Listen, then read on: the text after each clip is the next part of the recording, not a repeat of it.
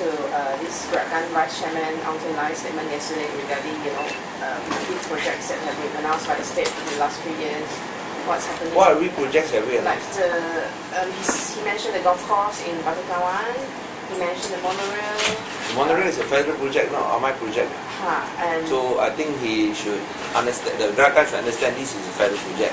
But if you look, don't ask me about federal projects. You should ask the federal government. But the Batu Kawan, okay, the Batu Kawan golf project, the one that we signed an MOU with the South Korean company. Now, the difference between my state government and the previous government is when they make mistakes, they never admit one. For me, if something doesn't succeed, I will say yes, he has not succeeded, and I will try again. The Batu Kawan golf project did not succeed because the South Korean company couldn't come up with the financing due to the global financial crisis. So what we are going to do is, there's no loss to the state. We just call for a fresh RFP for a golf course in Batu Kawan. And this one is actually very hilly. So it's not appropriate for, that stretch lah. That stretch is, the topography is hilly, and we think we need a golf course because there's going to be a big industrial hub there. We got talking about 1,500 acres industrial park. In order to attract investors to come, you tell them that you got a golf course there, you will be very helpful. So that's something we admit that it did not work out because the South Koreans had financial constraints, and they couldn't find any other parties during that time to be interested. So that MOU has lapsed, but the state did not lose any money over it. But we will call a fresh RFP. Roughly when will that be? We got to work out the details. But the question is, if Gerakan or Kosuku, why is it that when they make mistakes, they don't want to admit? We are different. We want to improve. We are not perfect. Everyone, you must be able to try something. You cannot try. Like in business, you take risks so that kita boleh untung lebih, so that we can profit more. And not all your business proposals succeed. That is part of business. Not all succeed. Some don't succeed, some succeed very well. But you must venture out. Nothing venture, nothing gain. So when we signed the memorandum with the South Korean company, they did not follow through, they did not complete. They didn't even start in that sense. But there's no loss to the state. The land still belongs to the state. What we do, we call a fresh RFP. As I always say, I prefer to fail try than fail to try. I prefer to fail try than fail to try. But we will try again. And I believe that when that golf course is completed, or when that golf course is followed through, we will still be waiting for the 4 billion ringgit investment from Kosuku.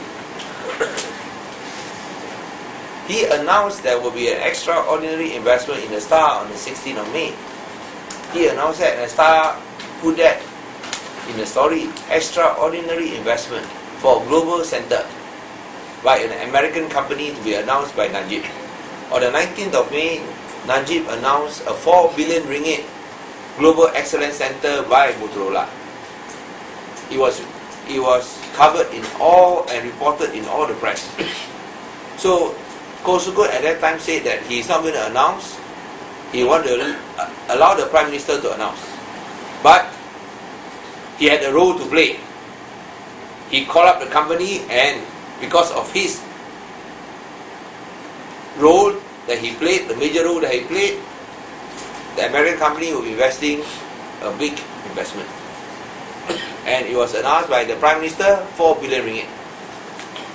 After that, nothing happens.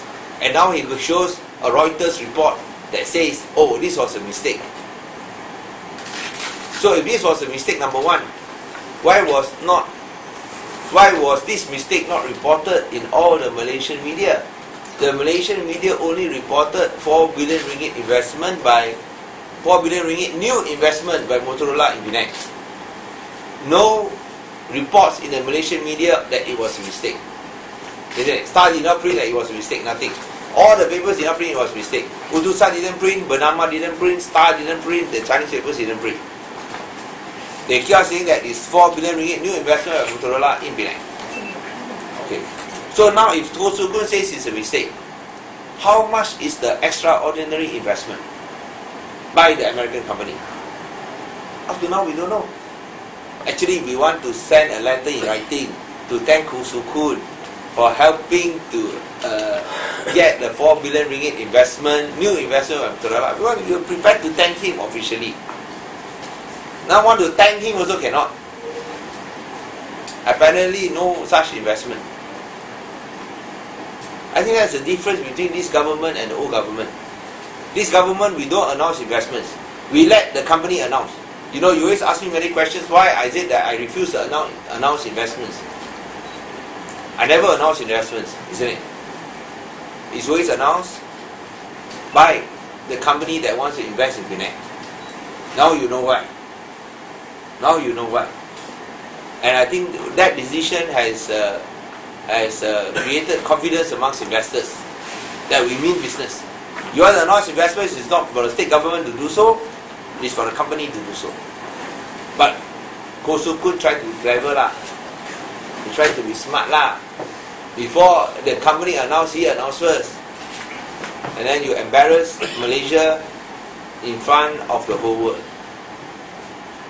So the question is, are you willing to admit your mistake or not? But up to now you refuse to admit your mistake. Wrong lah. Be a man. Admit it. Just as when we say something didn't go through, yes, it didn't go through, we admit, we'll try again. But you even refuse to admit. And where is the 4 billion ringgit investment? If no 4 billion ringgit, how much is the extraordinary investment?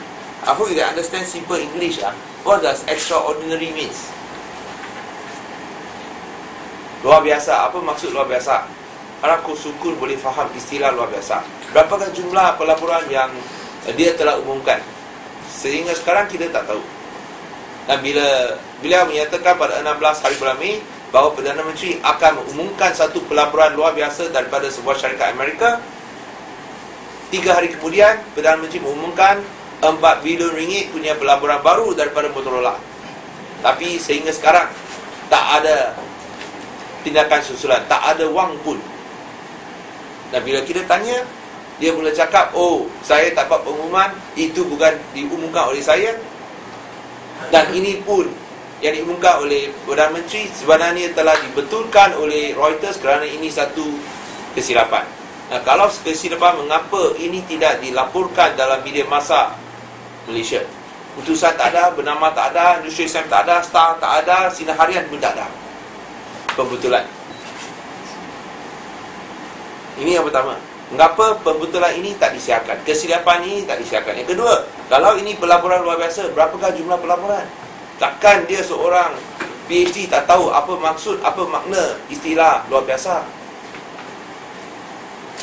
Mungkin beliau yang luar biasa. Okay? Any other questions?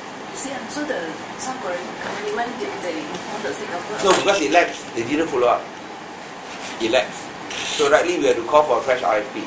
So even state government tried to contact them? No point. It lapsed. There's a time frame, it lapsed. When was the MOU signed? It was signed, I think, in 2009. End of 2009 like that.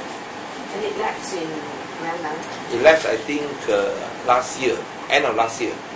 I think I can't remember the dates, but it lapsed. So we decided that we look at it, see whether there is. At first, we evaluate whether there's a need for golf course or for any other project. Then, because it was very hilly, so there's really not much you can do with it. But and I felt that the golf course would also add on to our efforts to turn the Batu Kawan industrial estate to be the most successful industrial estate in Malaysia. Because you know the industrialists, the foreign companies, they want to play golf. You like golf? So you've got a golf course next to your company, you'll be very happy, isn't it? And it's only 10 minutes drive away. That's why I think we think that maybe a golf course would help to bring in investments. It's not, if we can do housing, then that will be considered, but silly, it's not appropriate. Okay? So as I said, this is the difference. If it doesn't succeed, we admit it. Because we want to improve. After all, we are all human, we are not perfect. We admit it. But we are unlike some people who refuse to admit when they are wrong. That is the problem. Okay, thank you very much.